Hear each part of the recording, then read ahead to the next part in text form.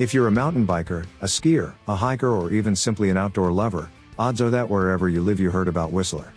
Indeed, Whistler is known and renowned for a lot of its activities. But why we love Whistler so much, that's the question everyone that hasn't been there is wondering. For those of you if any who don't know Whistler at all, here's a little overview. Whistler Mountain originally opened in January of 1966.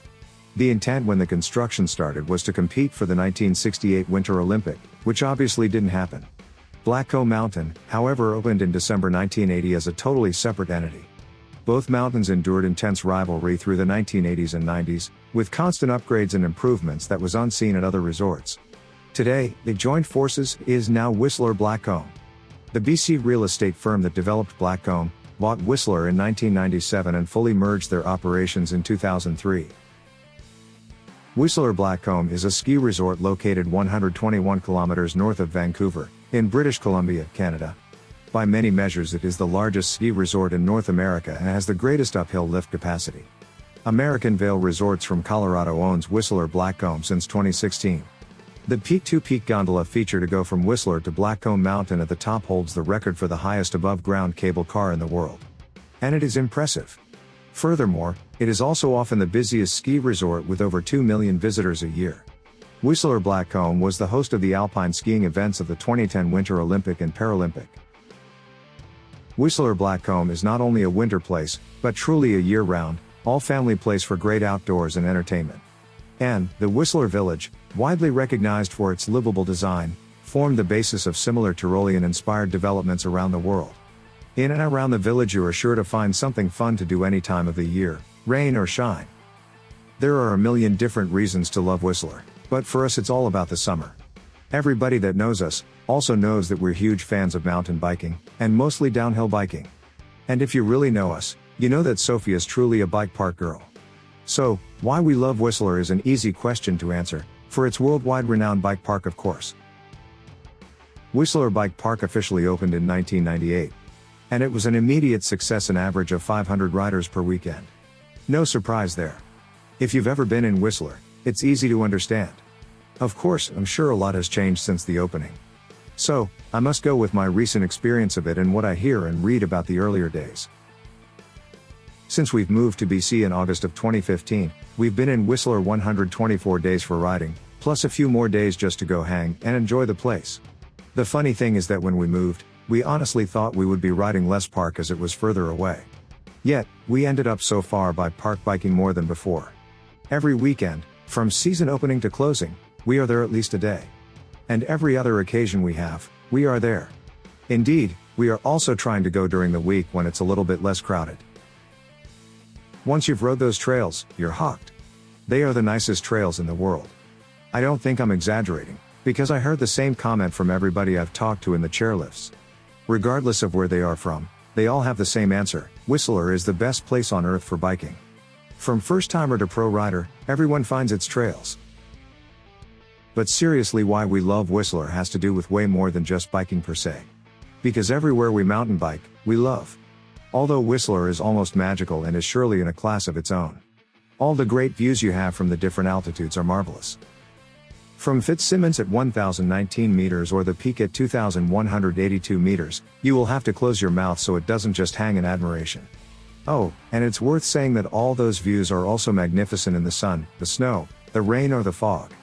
Even more, they are splendid from the bike trail, but also from the hiking trail, and the Via Ferrata. Then, they are also amazing from sitting at the lake, or doing pedaling, quads, or kayaking. In short, regardless of the activity you're doing, you will see beautiful sceneries. Beside the biking and the views, is there anything else? Of course, and plenty more. That's why we love Whistler so much. One of the great attractions is the bears. Yes, the bears. They are big and beautiful. And I think they like watching us as much as we like watching them.